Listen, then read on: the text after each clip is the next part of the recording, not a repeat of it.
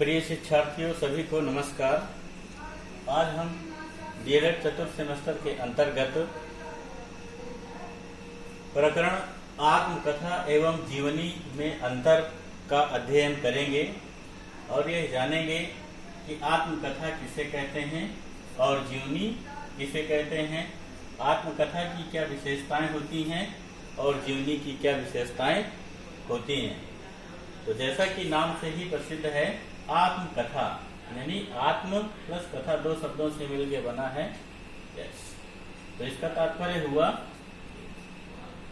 अपनी कहानी को ही लिखना या अपना जीवन चरित्र स्वयं लिखना आत्मकथा कहलाता है।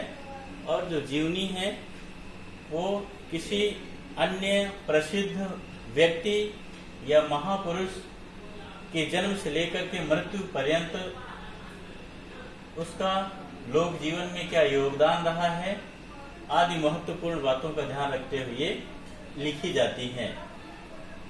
तो यहाँ पर हम एक एक करके विस्तृत रूप से आत्मकथा और जीवनी को समझेंगे।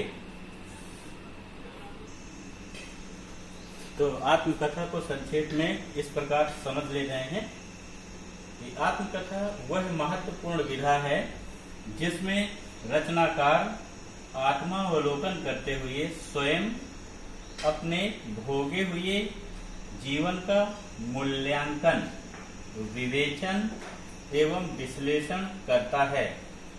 आत्मकथा अंग्रेजी के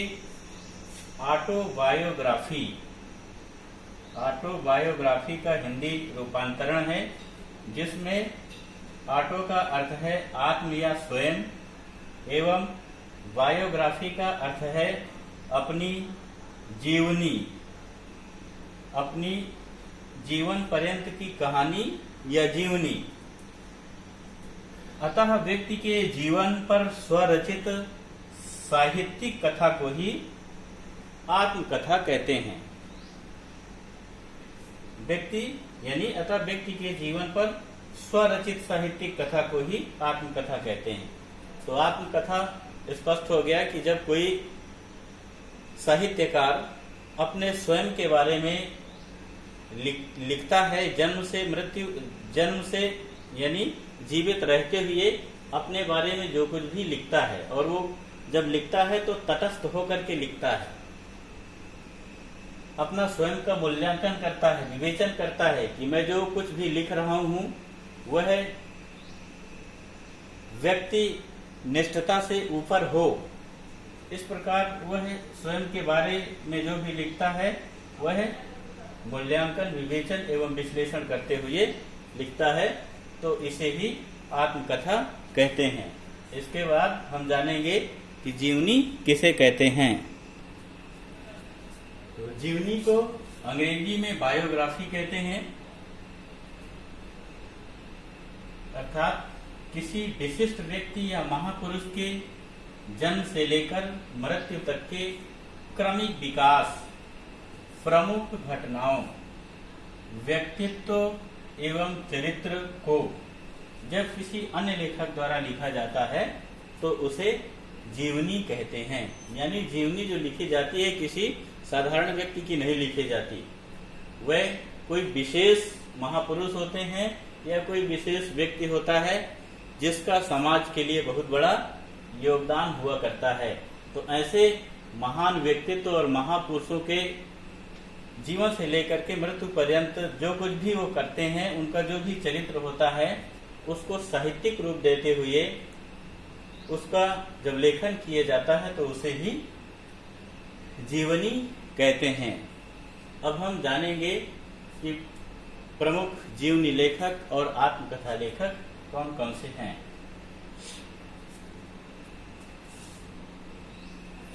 प्रमुख और प्रसिद्ध आत्मकथाएं इस प्रकार से हैं।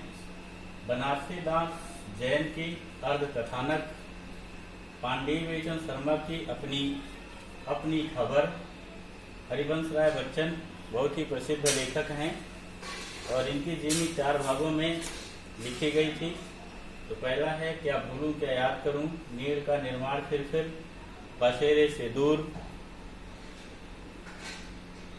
वियोगी हरि की है मेरा जीवन प्रवाह। राजेंद्र प्रसाद की आत्मकथा है मेरी आत्मकथा। गुलाब राय मेरी आत्म कहानी। राहुल संकृत्यायन मेरी जीवन यात्रा। और बहुत सारे लेखक हैं जिन्होंने अपनी आत्मकथाएं लिखी हैं। तो अभी यहाँ पर संक्षेप में ही हम चर्चा कर रहे हैं।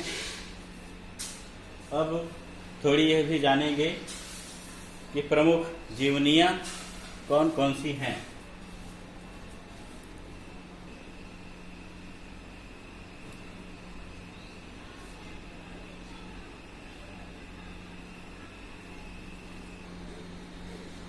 तो प्रमुख जीवनियाँ हैं कार्तिक प्रसाद खत्री द्वारा लिखी गई छत्रपति शिवाजी, मीराबाई, देवी प्रसाद मुंशीकृत महाराजा मानसिंह, अकबरनामा। राधा कृष्ण दास द्वारा रचित है आर्य चरितामृत। कवि बिहारी लाल, सूरदास, संपूर्णानंद द्वारा लिखित है धर्मवीर गांधी, महाराजा छत्रसाल। डॉक्टर राजेंद्र प्रसाद जी ने गांधी जी की जीवनी लिखी। चंपारण में महात्मा गांधी। अमृतलाल नागर ने चैतन्य महाप्रभु की जीवनी लिखी। शिवरानी देवी ने अपने पति प्रेमचंद्र जी की जीवनी लिखा, प्रेमचंद घर में। और अमृत राय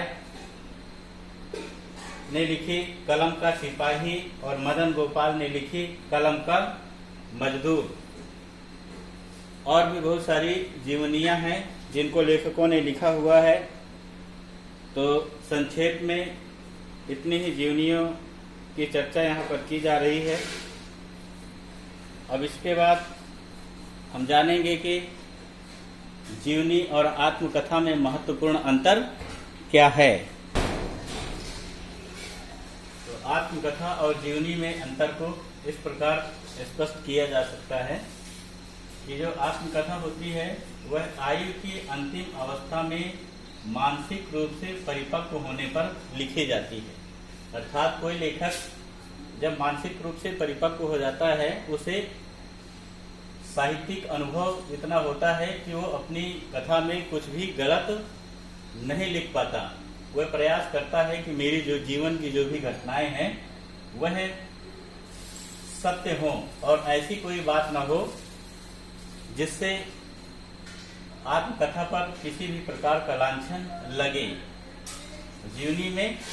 जीवनी चरित व्यक्ति के मृत्युपरांत लिखी जा सकती है। यानी जो जीवनी होती है, जीवनी दूसरे लेखक द्वारा लिखी जाती है, तो किसी भी महापुरुष के रहते हुए भी लिखी जा सकती है और उसके मरने के बाद भी उसके व्यक्तित्व एवं कृतित्व को देखते हुए लिखी जा सकती है। दूसरा अंतर है आत्मकथा स्वयं के द्वारा लिखी गई होती है, इसलिए यह स्वयं के जीवन का इतिहास होती है। और जीवनी दूसरे के द्वारा लिखी गई विशेष व्यक्ति या महापुरुषों के जीवन की जीवन गाथा होती है। तीसरा है जीवन की घटनाओं को सत्य एवं ईमानदारी के साथ प्रस्तुत करना। क्योंकि लेखक अपने ही बारे में लिख रहा होता है, इसलिए वो अपने जीवन की जो भी घटनाएं होती हैं वह ध्यान रखता है कि जो भी घटनाएं हों वह सत्य हों और उसमें असत्यता के लिए कोई जगह ना रहे। जबकि जीवनी में चरित्र नायक के जीवन से गहराई से न जुड़ पाने के कारण सत्यता बाधित होती है।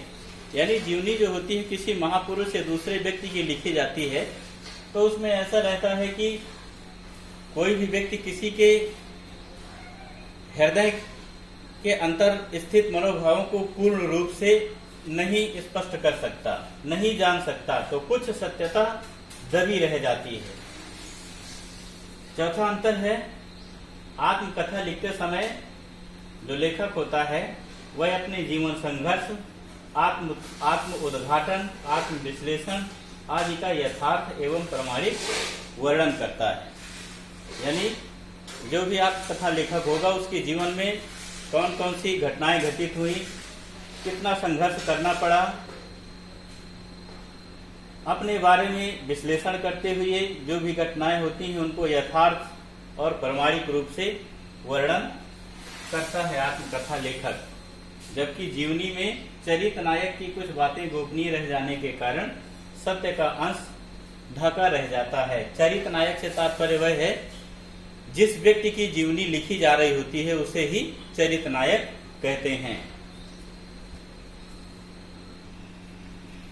तो आत्मकथा लिखने में आसानी होती है। आसानी इसलिए होती है कि जो लेखक है वो अपने बारे में, अपने जीवन के बारे में सब कुछ जान रहा होता है, इसलिए उसको आत्मकथा लिखने में आसानी होती है। जबकि जीवनी लेखन ज्यादा श्रम साध्य है। श्रम साध्य इसलिए है क्योंकि जो चरित्र व्यक्ति है या जिस व्यक्ति की जीवनी लिखी जा रही है उसकी जीवन से संबंधित प्रमुख बातों को, घटनाओं को खोजना पड़ता है, उनको विभिन्न स्रोतों से ढूंढना पड़ता है, अनेक पुस्तकों का या घटनाओं का बड़ी परिश्रम के साथ लेखन करना पड़ता है। इसलिए जीवनी लेखन श्रम साध्य है, यानी ज्यादा परिश्रम का काम है। आत्मकथा आत्मिक या आत्मनिष्ठ होती है। आत्मनिष्ठ मतलब अपने से जुड़ी हुई होती है, इसमें किसी अन्य व्यक्ति से संबंधित कुछ भी नहीं लिख सकते। जबकि जीवनी वस्तुनिष्ठ होती है। वस्तुनिष्ठ से तात्पर्य है कि जो भी बात रखी जाएगी वह स्पष्ट और साफ सुथरी होगी, उसमें अन्य कोई बात समाहित नहीं की जा सकती। आत्मकथा सत्य पर आधारित होती है। आत्मकथा सत्य पर आधारित इसलिए होती है कि जो आत्मकथा लेखक होता है उसको अपने बारे में सब कुछ सत्य जानकारी रहती है, इसलिए वो सारी बातों को सत्य ही रखता है। जबकि जीवनी में बहुत सी बातें अनुमानित होती हैं। अनुमानित इसलिए होती हैं कि जो भी चरित्र व्यक्ति है या जिस व्यक्ति की जीवनी लिखी जा रही है उसके बारे में बहुत सारी बातें ऐसी हैं जो लेखक नहीं जान रहा होता। विभिन्न स्रोतों से जानकारी इकट्ठी की जाती है, इसलिए थोड़ी जो है उसमें अनुमान बना रहता है, यानी पूरी सत्यता नहीं रहती है। लेखक आत्मकथा में जो है, आत्मकथा लेखक अपने जीवन के रहस्य को ईमानदारी से पाठकों के समक्ष रखने के लिए तटस्थ रहता है। ये बात कई बार दोहराई जा चुकी है। जो लेखक होता है वो ईमानदारी से के साथ रहते हुए और अपने जीवन को जो रहस्य है उसको स्पष्ट रूप से पाठकों के सामने रखता है। जबकि जीवनी में लेखक चरित्र व्यक्ति के विशेष एवं महान गुणों का उल्लेख करता है, यानी जो जीवनी लेखक होता है उसका जो चरित्र नायक है उसके महान गुणों का और उसके महान व्यक्तित्व का वर्णन करता है। यानी जो भी महान व्यक्तित्व है, जो भी महान व्यक्ति है, जीवनी लेखक का यह प्रयास रहता है कि चरित्र व्यक्ति जो भी है उसका कोई भी व्यक्तित्व यानी व्यक्तित्व का कोई भी भाग छूटा न रह जाए। इस प्रकार से आत्मकथा लेखक अपने गुणों की प्रशंसा किए हुए तटस्थ रूप से अपनी कथा को लिखता है। तो ये है आत्मकथा एवं जीवनी में अंतर। तो प्रिय प्रशिक्षुओं, आशा है कि यह प्रकरण आपको समझ में आया होगा और फिर मिलेंगे अगले वीडियो के साथ। सभी को नमस्कार।